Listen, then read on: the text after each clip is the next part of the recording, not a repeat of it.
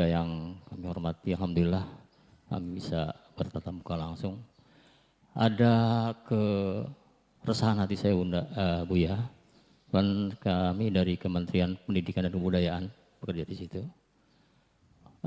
Terkait dengan istilah radikalisme dalam pendidikan, Buya.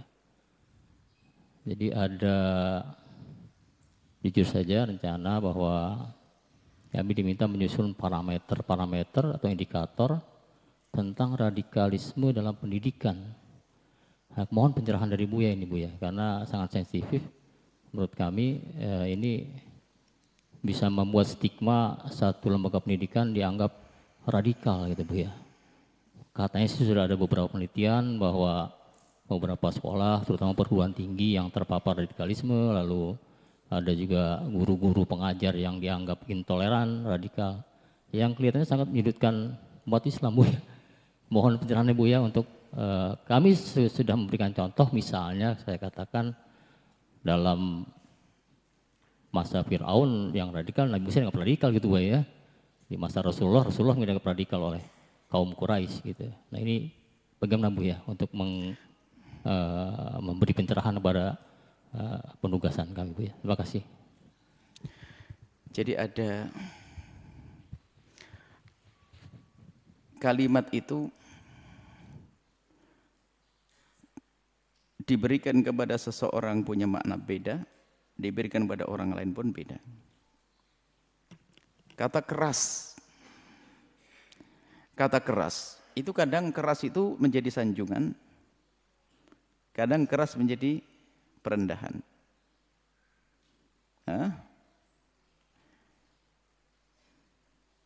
Misalnya, orang ini dengan orang fakir kok keras banget, jahat ya. Tapi orang itu dengan penjahat keras, gimana kira-kira? Sama-sama kalimat. Jadi kalimat radikal bisa digunakan bermacam-macam. Nah, yang menjadi masalah adalah di saat orang keras kepada kejahatan dibilang jahat. Kan gitu ya? Ini menjadi salah. Radikal yang maknanya keras yang tidak pada tempatnya tidak ada di dalam Islam. Bahkan Islam mengajarkan segala keindahan.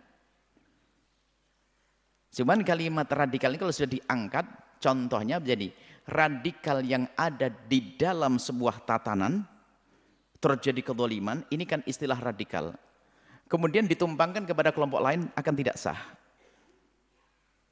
Radikal yang ada di luar Islam, mungkin di luar Islam ada radikal. Kemudian mau ditumpangkan dalam Islam, ya nggak benar.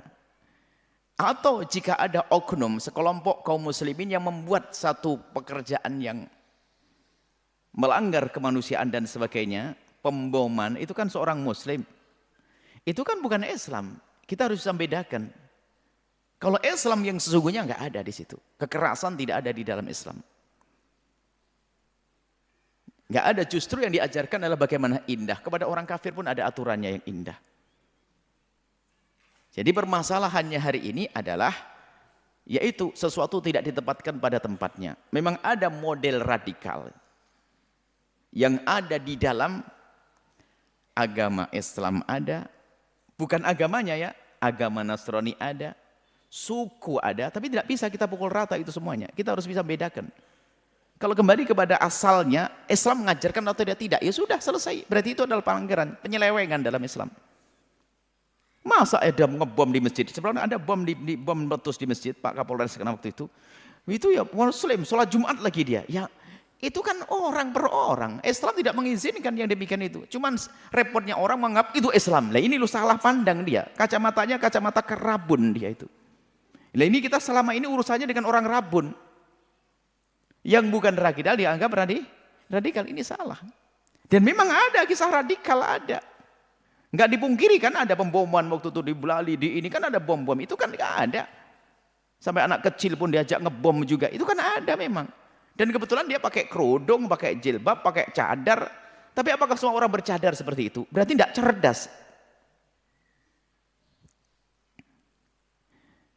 Orang Jawa, saya orang Jawa. Jika ada kejahatan di Sumatera orang Jawa, misalnya di Sumatera ada orang Jawa berbuat jahat. Ya sebut saja fulan-fulan, jangan bilang orang Jawa berbuat jahat, nggak enak.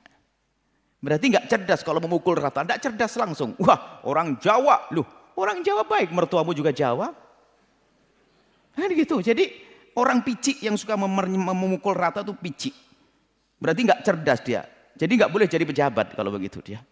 Kalau dia nggak bisa membedakan, ya jangan, nggak bisa membedakan kok suruh milah. Nanti belengnya jadikan cincin, permatanya dibuang, kan berbahaya ini. Nah, ini nanti yang mengurusi harus orang ngerti. Kalau saya ketemu dengan orang yang bermasalah, tanya saja, saya radikal atau tidak? Saya radikal atau tidak? Ayo, silakan. Lalu berani ngomong apa? Ayo, saya radikal atau tidak? Kalau saya radikal dari sisi mana? Coba. Kalau saya tidak, ya itulah Islam yang saja yang sampaikan. Loh kok dibilang Islam radikal itu bagaimana? Nilai saja saya sebagai contoh saja. Saya radikal atau tidak? Ada Pondok Al-Bahjah radikal atau tidak? Tanyakan pada tim nanti, pesantren Al-Bahjah radikal atau tidak? Kalau dikatakan radikal, sisi mana disebut radikal? Kalau ternyata tidak, ya itulah Islam diajarkan. Jangan dipukul rata semua pendidikan lalu radikal begitu. Orang cerdas di saat melihat pohon berbenalu yang dipangkas benalunya, bukan pohon yang ditebang. Hanya orang gila yang nebang pohonnya, nggak buah manggis lagi nanti. Seperti itu. Pandailah memungut mana rumput, jangan padinya juga disosrok. Itu salah. Orang cerdas, kita perlu orang cerdas saat ini. Kadang-kadang padinya disosrok ya kan. Ya Pak, rumputnya saja. Yang disemprot itu hanya ulatnya, bukan semprot penghangus rumput. Padimu habis. Seperti itu. Jadi kalau Anda memang di bagian ini Anda punya tugas semacam itu, Anda berkomunikasi dengan beberapa tokoh ulama, memang ada rambu-rambu Islam, mengatasnamakan Islam, ada. Di agama lain juga ada. Kan ada namanya juga ada. Bahkan kasus-kasus kejahatan di agama Nasrani pun, orang Nasrani juga mengingkari. Bahkan kejahatan yang terjadi di kaum Hindu, ada orang Hindu sendiri mengingkari. Waktu model hati memang sifat jahat, beragama apapun ya jahat dia. Agama Islam juga nggak benar. Jadi jangan dipukul rata. Makanya Islam itu sangat melihat adil. Jika ada orang Hindu jahat di kampung ini, bukan yang di Bali langsung dihancurin. Enggak, yang di sini saja yang ditegur dan dihukum. Seperti itu. Kan begitu ajaran Islam. Masa gara-gara ada orang Nasrani berbuat jahat di kampung kita, Nasrani ada di Papua langsung kita bom gitu ya. Enggak benar seperti itu. Mari kita memandang itu dengan cerdas, insaf, dan dengan tulus karena Allah Subhanahu wa Ta'ala. Ketahuilah kita punya tanggung jawab besar setelah kehidupan di dunia ini. Jangan sampai kita hanya mengikuti hawa nafsu. Wallahu a'lam bishawab.